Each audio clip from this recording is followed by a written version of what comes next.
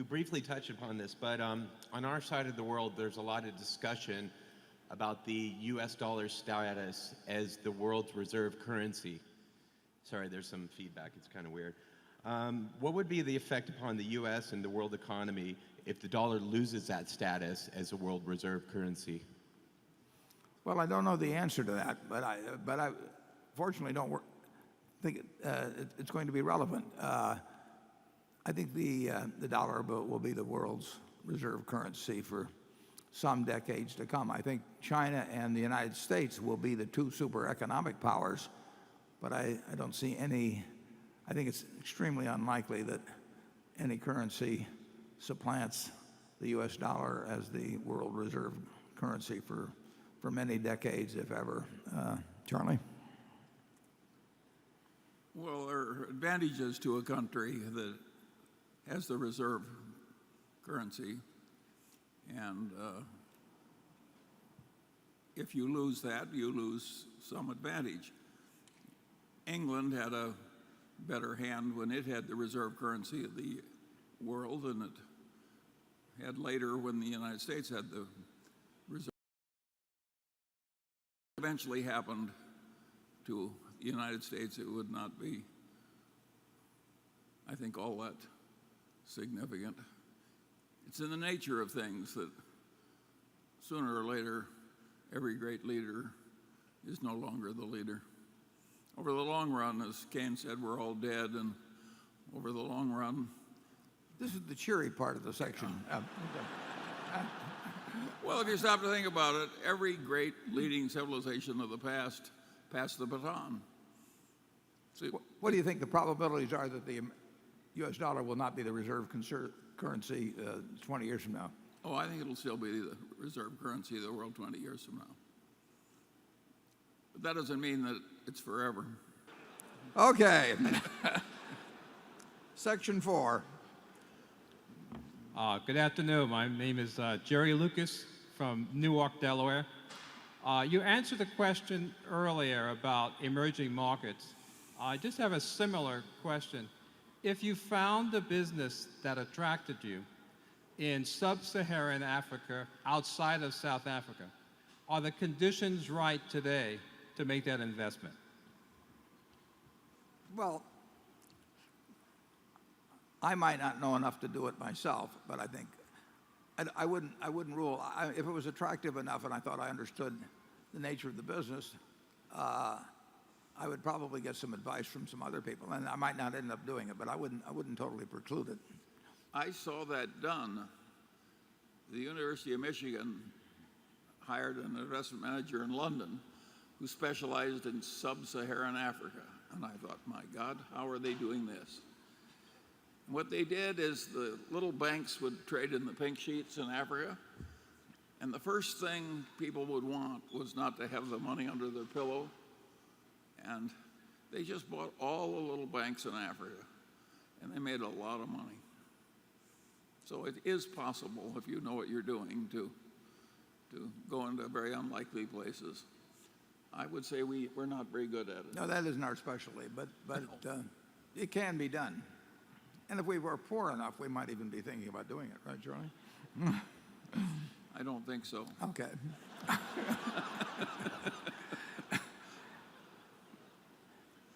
Next year we'll prepare for this. Okay. Station 5. Hello, I'm Marvin Blum from Fort Worth, Texas, the home to 4 of your companies. Absolutely. We love Fort Worth. Thank you. We love you too and your presence in our community.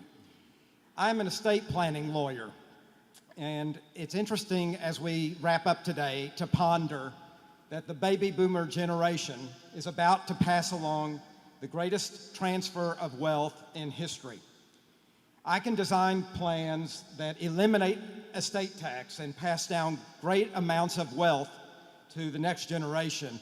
But many of my clients come to me and say they want a plan like Warren Buffett's, leaving their kids enough so they can do anything, but not so much that they can do nothing.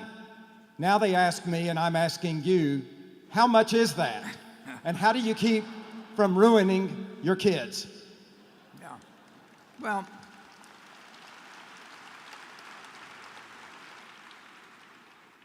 I think more kids are ruined by the behavior of their parents than by the amount of the inheritance. That the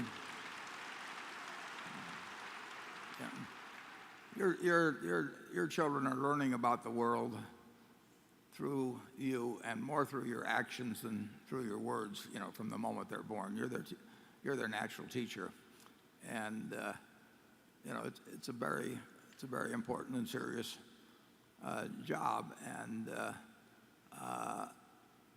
I don't actually think that the amount of money that a rich person leaves to their children is the determining factor at all in terms of how those children turn out. But I think that the atmosphere and what they see about them and how their parents behave is enormously important. I would say this: I've loosened up a little bit as I go along. Every time I rewrite my will, my kids are happy because they know I'm not reducing the amount anyway. And I do something else. I find that, which I think is an obvious thing, but it's amazing to me how many people don't do it. I think that your children are going to read the will someday. That's assuming you're a wealthy person. Your children are going to read the will someday. It's crazy to have them read it after you're dead for the first time. I mean, you're not in a position to answer questions then, unless the Ouija board really works or something of the sort. And so if they're going to have questions about how to carry out your wishes or why you did this or that, why leave them endlessly wondering after you die? So in my own case, I always have my children, I rewrite a will every 5 or 6 years or something like that. And I have them read it. They're the executors under it. They should understand how to carry out their obligations that are embodied in the will. And they should also, if they feel there's anything unfair about it, they should express themselves before I sign that will, and we should talk it over, and we should figure out whether they're right or I'm right, or someplace in between. So I think it's very important in wealthy families. Once the kids are of a certain age, I mean, I don't advise doing this with your 14-year-old or something, but when they get to, certainly by the time they're in the mid-30s or thereabouts, I think they should be participants in the will. And I do think that if you get to be very wealthy, that the idea of trying to pass on, create a dynasty of sorts, it sort of runs against the grain as far as I'm concerned. And the money has far more utility. The last hundreds of millions or billions have far more utility to society than they would have to create a situation where your kids don't have to do anything in life except call a trust officer once a year and tell them how much money they want. Charlie? I don't think I want to go into this one. Okay. And I'm absolutely sure you don't want to discuss your will with your children if you're going to treat them unequally. No. That is poison.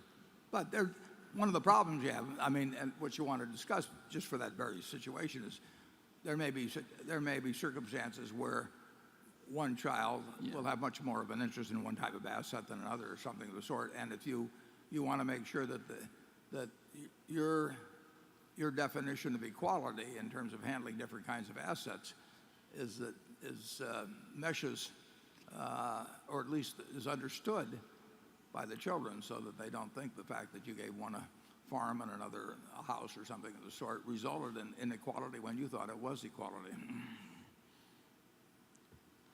Charlie, you got any? No, He's staying away from this one. Okay, station 5. Derek Foster, Ottawa, Canada. First of all, thank you, Warren, for sharing all your information. You've changed my life. I took finance in university, couldn't understand Greek formulas, but now I can invest reasonably well.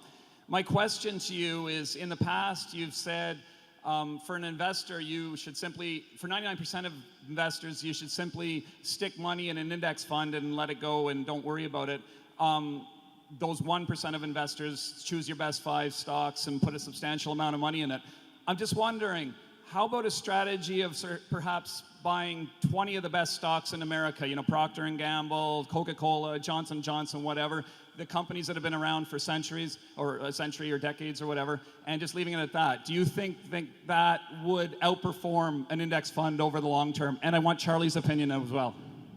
Well, it's a little bit of, I don't know whether you're saying the 20 largest companies, the 20 best, you might get different thoughts from different people on what they are. But I think you would, probably the 20 you would pick would virtually match the results of an index fund. Who knows exactly which ones would be the best. But the real distinction, and Graham made this in his book, basically, is between the person who is going to spend an appreciable amount of time becoming something of an expert on businesses, because that's what stocks are, or the person who is going to be busy with another profession, wants to own equities, and actually will do very well in equities. But the real problem they have is that they may tend to get excited about stocks at the wrong time. Really, the idea of buying an index fund over time is not to buy stocks at the right time or the right stocks, it's to avoid buying them at the wrong time, the wrong stocks. So equities will do well over time, and you just have to avoid getting excited when other people are excited, or getting excited about certain industries when other people are. Trying to behave like a professional when you aren't spending the time and bringing what's needed to the game to be a professional. And if you're an amateur investor, there's nothing wrong with being an amateur investor. And you just simply, you've got a very logical, profitable course of action available to you, and that is simply to buy into American business in a broadly diversified way and put your money in over time. So I would say your group of 20 will probably match an index fund, and you'll probably do well in that, and you will do well in an index fund. Charlie? Well, I've got nothing to add, but I do think it's that knowing the edge of your own competency is very important. If you think you know a lot more than you do, well, you're really asking for a lot of trouble. Yeah, and that's true outside of investments, Yes. too. Yeah. Works particularly well in matrimony. Do you want to give any other advice on this? No. He gave it in the movie. I saw people taking notes. Okay, Becky.